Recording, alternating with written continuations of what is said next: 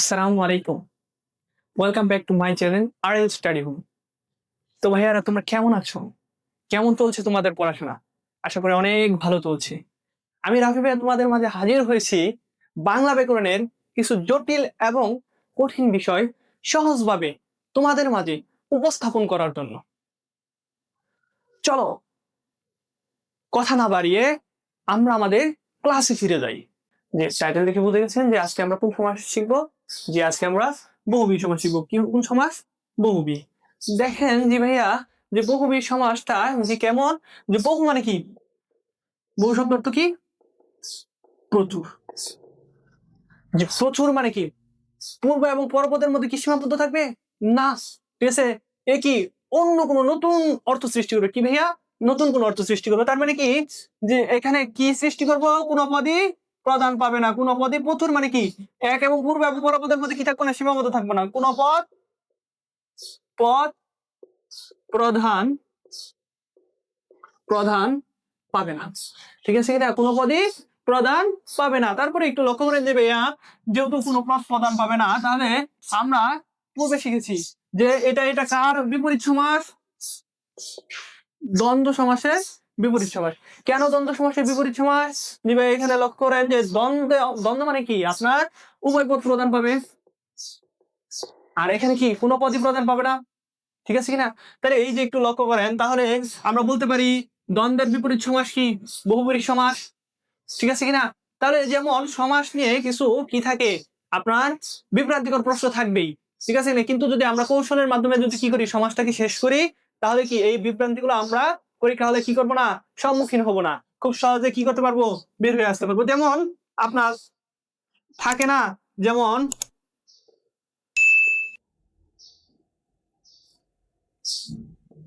হলুদ মরিচ, হলুদ মরিচ, ঠিক আছে কিনা। যেমন থাকতে পারে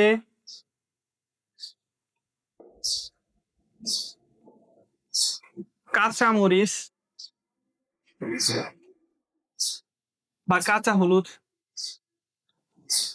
কাঁচা হলুদ, কাঁচা হলুদ। থাকতে পারে আপনার গায়ে হলুদ, বা আপনার এই দিকটা থাকতে পারে কি ভাইয়া, এই দিকটা থাকতে পারে যেমন ডাল ভাত, ডাল ভাত। যেমন থাকতে পারে সাদা ভাত, সাদা ভাত। থাকতে পারে মুখে ভাত। আবার সাথে আরো আমরা দিতে পারি, যেমন কিছু বিভ্রান্তিকর প্রশ্ন আছে, যেমন কি কি, যেমন আপনার আমরা দিতে পারি যেমন জামাই বউ, জামাই বউ। পরে আপনার থাকতে পারে নতুন জামাই বা নতুন বউ। থাকতে পারে বউ ভাত, বউ ভাত। ভাইয়া একটু লক্ষ্য করেন, যেমন এখানেও দুইটা পদ, একটা দুইটা, এখানেও একটা দুইটা, এখানেও একটা দুইটা, এখানেও একটা দুইটা। তার মানে প্রতিটাই কি একটা দুইটা পদ। এবং আপনার এখানে উদাহরণগুলো প্রায় কি ভাইয়া সিমিলার। তার মানে কি সমাস কি সিমিলার? না, এখানে তিনটা কি সমাস, তিন সমাস। যেমন এখানে দেখেন, এখানে শুধু ডালকে বুঝতেছেন না ভাতকে বুঝতেছেন? দিবে সবাই বলবো কি ডাল এবং ভাত উভয় কি বুঝতেছি, ঠিক আছে কিনা। যখন উভয় কি বলবো তখন এটা কি সমাস? দ্বন্দ্ব সমাস, ঠিক আছে কিনা। আবার দেখেন এখানে সাদা ভাত দ্বারা কি বুঝাইতেছে, শুধু সাদাকে বুঝতেছি না ভাতকে বুঝতেছি? সবাই বলবো কি ভাতকে বুঝতেছি। তার মানে দেখেন এই দুইটা শব্দ মিললে কি হইতেছে, একটা কি প্রকাশ করতেছে, ঠিক আছে কিনা। তার মানে এটা কি সমাস? কর্মধারয় সমাস। আবার এই যে যে এখানে লক্ষ্য করেন যে মুখে বা, এখানে কি মুখে বুঝতেছি না ভাতকে বুঝতেছি ভাইয়া? জি আসলে এখানে মুখেও বুঝতেছি না, ভাবকেও বুঝতেছি না। তার মানে কি কোনো পদে প্রধান পাইতেছে না। তার মানে এটা কি সমাস? বহুব্রীহি সমাস, ঠিক আছে কিনা। তারপরে এই যে দেখেন সিমিলার ভাবে হলুদ মরিচ, হলুদ মরিচ মানে কি, মরিচ কি হলুদ না হলুদ এবং মরিচ? ঠিক আছে না? সবাই বলবো হলুদ এবং মরিচ, তার মানে কি দুইটা পদই প্রধান পাইতেছে, তার মানে এটা কি সমাস? দ্বন্দ্ব সমাস। ওইরকম ভাবে কাঁচা হলুদ, এখানে কি কাঁচাকে বুঝতেছি না হলুদকে বুঝতেছি? সবাই বলবো কি এটাকে দুইটাকে মিলে একটাকে বুঝতেছি, মানে কি পরপদকে প্রধান পাইতেছে, তার মানে এটা কি সমাস? কর্মধারয় সমাস। কি সমাস? কর্মধারয় সমাস। গায়ে হলুদ, এখানে আমরা গা কে বুঝতেছি না হলুদকে বুঝতেছি? আসলে গায়েকেও বুঝতেছি না হলুদকেও বুঝতেছি না, আমরা বুঝতেছি কি একটা অনুষ্ঠান, তার মানে এটা কি সমাস? বহুব্রীহি সমাস। কি সমাস ভাইয়া? বহুব্রীহি সমাস। আবার দেখেন জামাই বউ, এখানে জামাই এবং বউ উভয়কে বোঝানো হইতেছে, ঠিক আছে কিনা? তারপরে দেখেন যেমন নতুন বউ, নতুন বউ দুইটা মিলে কি একজন বুঝাইতেছে, যাকে বলা হইতেছে নতুন বউ। তারপর দেখেন তাহলে এটা কি কর্মধারয় সমাস? এটা হলো কি সমাস? দ্বন্দ্ব সমাস। আর এই যে বউবাদ, কি ভাইয়া? বউবাদ। তাহলে এই যে দেখেন যে বউবাদ মানে কি একটা অনুষ্ঠানকে বুঝাইতেছে, তার মানে পূর্বপদ না পরপদ না, তার মানে এটা কি সমাস? বহুব্রীহি সমাস। তার মানে এই যে দেখেন আমরা যদি যদি আমরা ভিতর থেকে একদম ভিতর থেকে ফিল না করি, তাহলে কি এইসব জিনিসগুলা ঝামেলা থাকবেই, ঠিক আছে কিনা? এই জন্য আপনার ঠিক আছে মুখস্থ না করে কি করবেন, যে আমরা ঠিক আছে কিভাবে খুব সহজে মনে রাখতে পারি ওই কৌশলগুলা কি করব এখানে রপ্ত করার চেষ্টা করব। তারপরে দেখেন যে মূলত আমাদের বিষয়টা ছিল বহুব্রীহি সমাস। জি ভাইয়া কি সমাস? বহুব্রীহি সমাস। তাহলে এই যে একটু লক্ষ্য করেন বহুব্রীহি সমাসকে কয়টা ভাগে ভাগ করা হয়েছে? প্রধানত 8টা ভাগে ভাগ করা হয়েছে। যেমন বহুব্রীহি সমাসকে কয়টা ভাগে ভাগ করা হয়েছে? 8টা ভাগে। যেমন দেখেন 1, 2, 3, 4, 5, 6, 7, 8। তার মানে বহুব্রীহি লিখতে গেলে দেখেন কয়টা রূপের দরকার আছে? 8টা। তার মানে বহুব্রীহি সমাস আমরা মনে রাখতে পারি কয় প্রকার? 8 প্রকার। বহুব্রীহি সমাস কয় প্রকার? 8 প্রকার। জি দেখেন ভাইয়া, যেমন সমানাধিকরণ, নাধিকরণ, পড়ল ব্যাধিকরণ, পরে কি আছে ব্যতিহার, ব্যতিহার বহুব্রীহি, পরে আছে আপনাদের মধ্যপদলোপী, মধ্যপদলোপী বহু বহুব্রীহি। আচ্ছা বাকিটা এই পাশে আছে। পরে আছে সংখ্যাবাচক, সংখ্যাবাচক বহুব্রীহি, পরে আছে আপনাদের কলুষ বহুব্রীহি, বহুব্রীহি, পরে আছে প্রত্যয়ন্ত,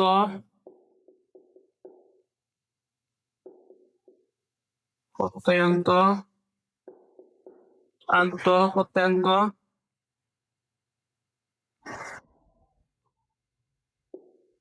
প্রত্যয় আন্ত বহুব্রীহি 1, 2, 3, 4, 5, 6, 7।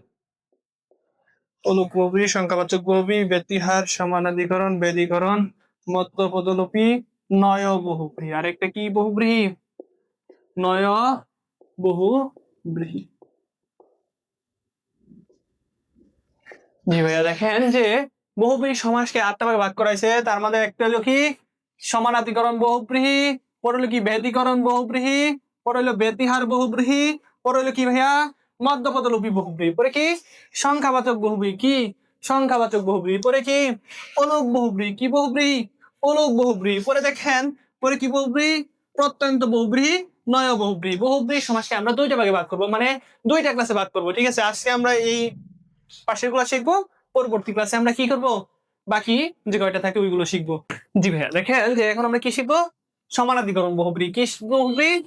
সমানাধিকরণ বহুব্রীহি। জি ভাইয়া সমানাধিকরণ বহুব্রীহি মানে কি আপনার পুরো থাকবো অ্যাডজেক্টিভ প্লাস নাউন। কি থাকবো ভাইয়া?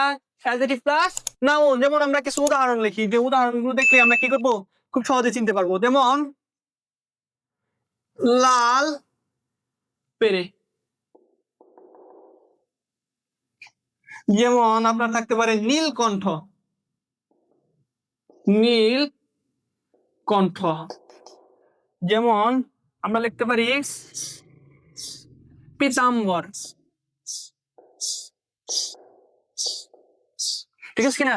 যেমন আপনি একটু লক্ষ্য করেন যে লাল পেরে, এখানে লাল কি অ্যাডজেক্টিভ, আর পেরে মানে কি শাড়ি, ঠিক আছে? তাহলে এই যে দেখেন পেরে পেরে, এটা কি নাউন। দেখেন নীল, নীল মানে কি অ্যাডজেক্টিভ, কণ্ঠ মানে কি নাউন, পিত, পিত মানে কি হলুদ, ঠিক আছে? তাহলে এই যে দেখেন আপনার এটা কি অ্যাডজেক্টিভ, আর আম্বর মানে কি আকাশ। তাহলে এই যে একটু লক্ষ্য করেন যে লাল পেরে, লাল পেরে যে শাড়ি,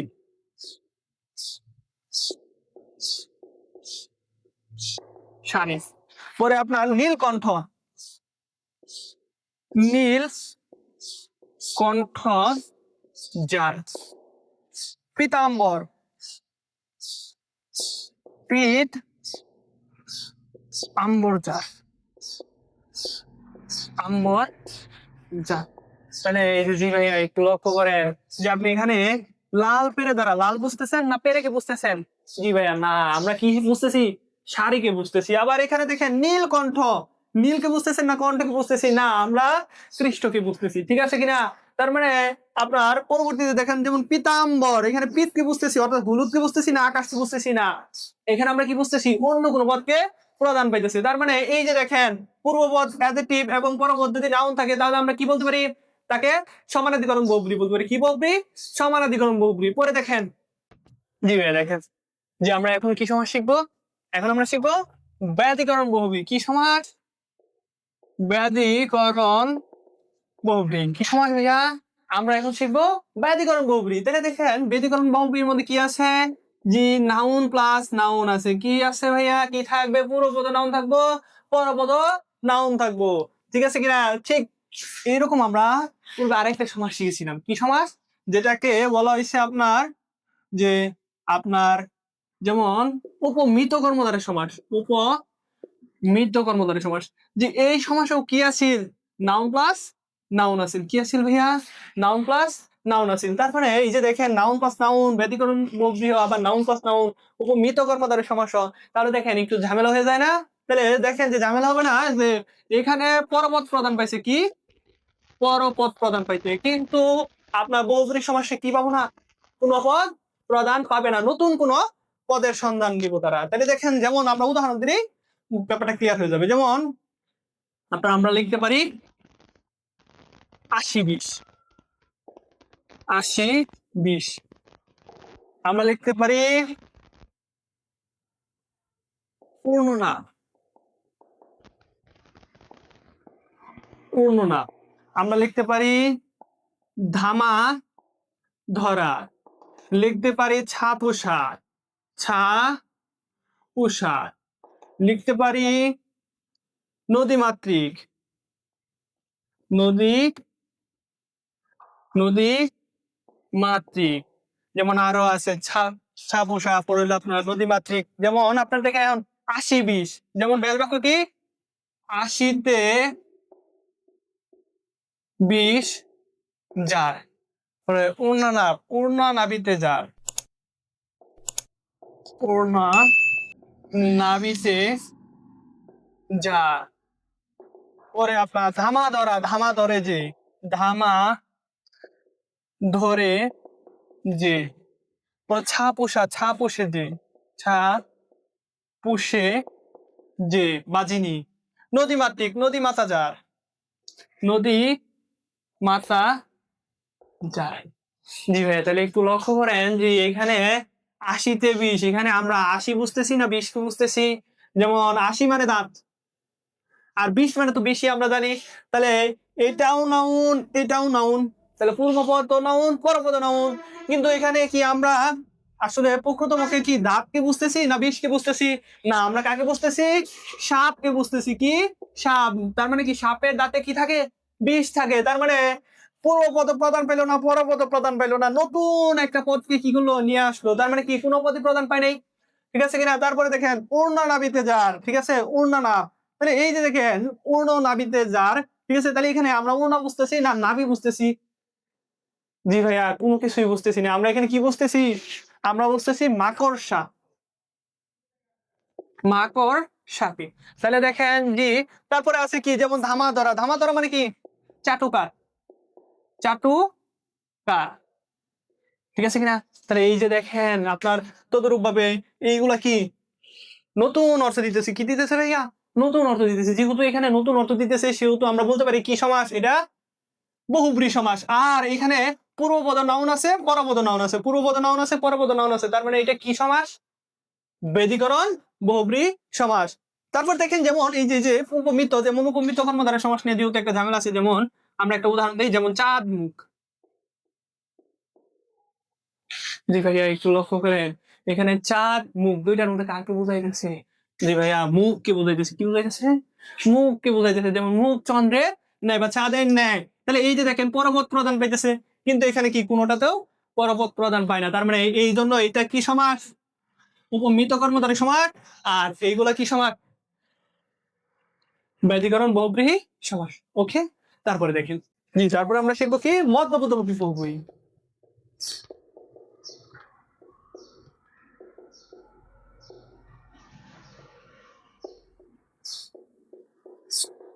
কি ভাইয়া শিখবো এখন আমরা বহুব্রীর একটা প্রকার, যেটা হলো কি মধ্যপদলোপী বহুব্রী। তাহলে এই যে দেখেন যে মধ্যপদলোপী বহুব্রী কি হতে পারে, যেমন মধ্যের পদ বাক, ঠিক আছে, এখানে ব্যাস বাক্যে বা বিগ্রহ বাক্য থেকে কি যাবো? দুই বাত হচ্ছে পদের কি হবে? লোপ ঘটবে, ঠিক আছে। যেমন আপনার আমরা লিখতে পারি গায়ে হলুদ, গায়ে হলুদ। আমরা দিতে পারি মুখে বাদ, মুখে মুখে বাদ। আমরা দিতে পারি হাতে খড়ি, আমরা দিতে পারি বিড়াল চোখী, বিড়াল চোখী, বা আরো এক সপ্তাহ আছে, ঠিক আছে কিনা। তাহলে যেমন আপনার গায়ে হলুদ, গায়ে হলুদ দেওয়া হয় যে অনুষ্ঠান বা বউবাত আছে, গায়ে হলুদ দেওয়া হয় যে অনুষ্ঠান। পরে দেখেন মুখে বাদ, মুখে বাদ দেওয়া হয় যে অনুষ্ঠান। পরে হাতে খড়ি, হাতে খড়ি দেওয়া হয় যে অনুষ্ঠান। দেন বিড়াল চোখী, বিড়ালের ন্যায় চোখ, বিড়ালের ন্যায় চোখ যার, ঠিক আছে কিনা। তাহলে এই যে দেখেন এখানে গায়ে পূর্বপদ, হলুদ পরপদ, তাহলে এখানে গায়ে বোঝাইতেছে না হলুদ বোঝাইতেছে? জি ভাইয়া, এখানে গায়েও বোঝায় না, হলুদকেও বোঝায় না, এখানে মুখেও বোঝায় না, বাদকেও বোঝায় না, হাতেও বোঝায় না, খড়িও বোঝায় না, বিড়ালও বোঝায় না, চোখেও বোঝায় না। এখানে কি বোঝায়? নতুন কোনো কিছু, মানে কি অন্য কোনো পদকে বুঝাইতেছে। যেমন এটাকে মূলত কি বুঝাইতেছে? গায়ে হলুদ মানে অনুষ্ঠানকে বুঝাইতেছে, মুখে বাদ মানে কি অনুষ্ঠানকে বুঝাইতেছে। পরে দেখেন হাতে খড়ি মানে কি বুঝাইতেছে? অনুষ্ঠানকে বুঝাইতেছে, ঠিক আছে কিনা। তাহলে এই যে দেখেন এখানে, ঠিক আছে, কোন পদই কি পাইতেছে না? প্রধান পাইতেছে না, ঠিক আছে কিনা। নতুন একটা পদের সৃষ্টি করতেছে, এই জন্য একে কি বলাইতেছে? প্রথমত বহুব্রী সমাস বলাইতেছে। এবং এখানে দেখেন দুই বা ততোধিক পদের কি হইতেছে? লুপ ঘটতেছে, লুপ ঘটতেছে। যেহেতু লুপ ঘটতেছে এই জন্য তাকে কি বলাইতেছে? মধ্যপদলোপী বহুব্রী বলা হইতেছে।